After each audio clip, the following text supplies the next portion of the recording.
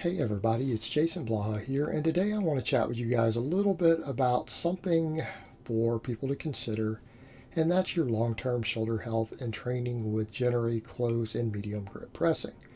Now, I am not talking about for competitive powerlifting purposes, because honestly, if you're trying to become an ultra elite bench presser in powerlifting, you're probably going to need to use a wider grip. But that's not what we're talking about here. We're talking about general strength, getting as strong as you can over the long term. And I think what people have to remember is that even though I promote people getting as strong as possible, I would promote people trying to develop elite levels of strength. That generally speaking, though, we still want to be training when we're 50 and 60 and 70 years old. I promote lifelong training. I myself am 43 at this point, and I'm still trying to increase my overall strength. And I can and I will. But we have to put that in context of inflammation, injury, everything else. And it's not to say that there aren't some phenomenal bench pressers with a medium or a close grip, because they are out there. The problem is that they're not breaking records, right? They're not breaking records, and that's the thing to remember. But there's still guys who bench press in excess of 500 pounds raw. And I can think of several. The late KK, he only closed grip bench pressed in competition and training, everything else, because he felt it was safer on his shoulders. James Strickland presses with a pretty close grip. And that guy is a beast. Guy's a beast.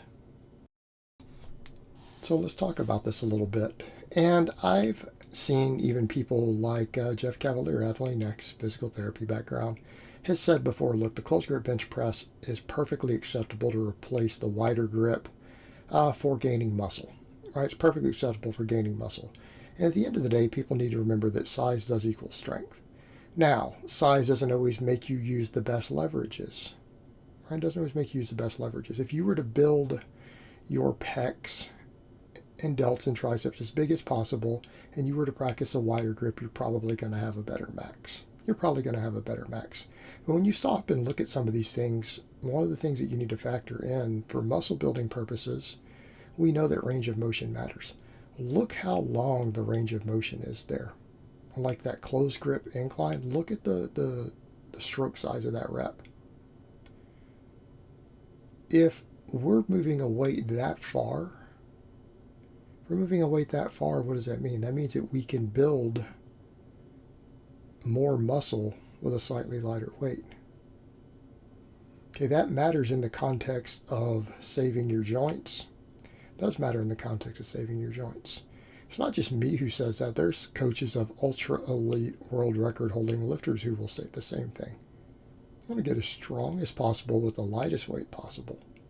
Doesn't mean we don't do max work, but generally for your strength building, which is going to be all your supplemental work, your assistance work, if you can get just as strong and just as big using an exercise that forces you to use a lighter weight, it's probably better. It's probably better.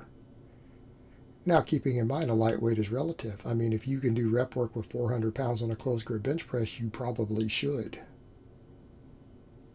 Probably should. But in the context of range of motion, joint health, everything else, I think it's the wiser way to go. It's the wiser way to go. Because again, it will force you to use a slightly lighter weight, and it's easier on the joints in general, particularly the shoulder joint. Now, the slightly lighter weight, that might matter for things like elbows and wrists, just slightly for the same amount of volume, because we should still be pushing progressive overload, right? You should be working on getting your 10 rep maxes up, your 8 rep maxes, your 12 rep maxes, whatever rep range you're using, you should generally be trying to push progressive overload. But this will force you to use a slightly lighter weight, and it's easier on those. But it's coming at the expense of increased range of motion. And at the end of the day, when you think of work done, a longer range of motion is more work done. And a lot of people will look at that and they'll say, well, it can't really work the chest because of the closer grip, but it does. The chest is being trained through a full range of motion. Being trained through a full range of motion is just that some of the other muscles get a little more emphasis because of the angles involved. But look, your elbow is still coming all the way down, right? Look at what's happening with the shoulder joint. We're still moving it to a pretty effective range of motion there. but it's just easier on it. It's easier on your shoulder joint in general than the wider grip. And what I would say to people, you don't necessarily have to use always a really close grip, but realistically, if you want to save your shoulders in the long term, staying inside the rings is a pretty good idea. What I mean inside the rings? The rings over there on the edges. Right? Those are used to determine meet legal for powerlifting purposes. And in some cases, rings are there obviously for Olympic lifting and other things. They're there to judge with. By staying inside the rings, I mean keep your entire hand inside the rings. Keep your pinky inside the rings. Now, in a powerlifting meet, the rings basically are there because your hands can't go outside the rings. And by hands, I don't mean part of it. I mean your ring finger can't be outside of it. It's got to be inside of it. But for safety purposes of your shoulder joint, it would probably be a good idea for your longevity to stay completely inside the rings. Meaning your pinky inside of that ring. Even if it's by a fraction of an inch. In my case, I tend to do all close grip now. I'm doing all close grip now. And for me, I'm just going to overbuild all the muscles involved to get my own bench press up. Right? We can build extra delts, extra triceps, because that's the point that's made. They're like, well, it makes the bench press a little more delt and tricep dominant. In other words, they become slightly more important than the pectorals for getting the heaviest bench possible. Okay, fine. The pecs still contribute, still going to be developed.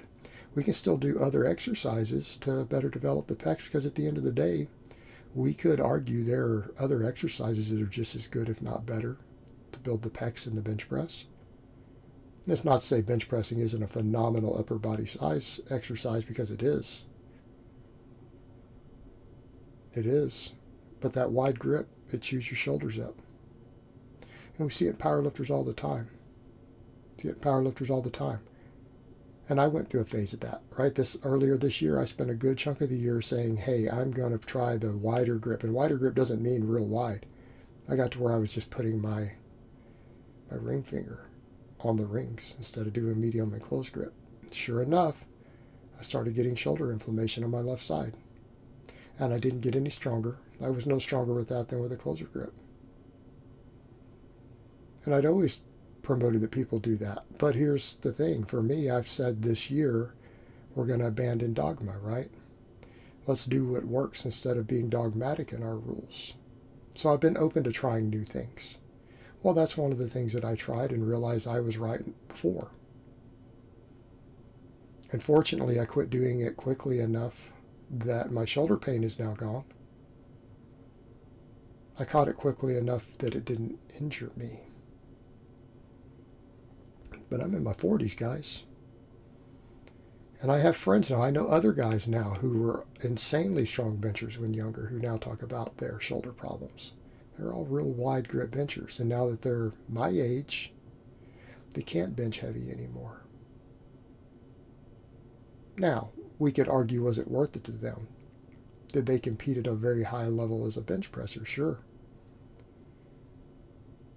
You have to answer that for yourself. You have to decide that question. Is it worth it to you in the long term? Is that extra 20 pounds or 30 pounds that you might get out of that wider grip at the expense of your long-term shoulder health, is it worth it to you as an individual? I can't answer that. You have to decide that, because those guys might look at that and say, yeah, but I still got this national record. Okay? Well, that's their personal choice to make. I'm going to generally recommend, though, that people train narrower. I recommend that they train narrower.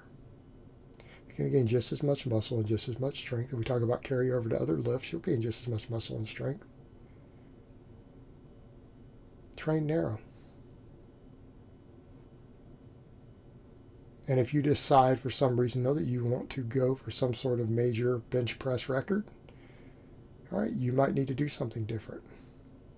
But here's what I would say to people. If you don't honestly think that you're going to be a contender on the bench press, there's not some bench record that you're going to break, I would personally lean in the direction of saying it's probably not worth it for a wider grip. shoulder health is going to be better. Your training longevity is going to be much, much better if you stay narrow. It's going to be better if you stay narrow. And I've seen enough examples through life and even messed with my own shoulders a little bit recently to confirm that. It's going to be better in the long term for the majority of you. And you might be the exception, but I'm going to say for most people, you'll be better off in the long term. All right, guys, but that's really all I have to say on that today.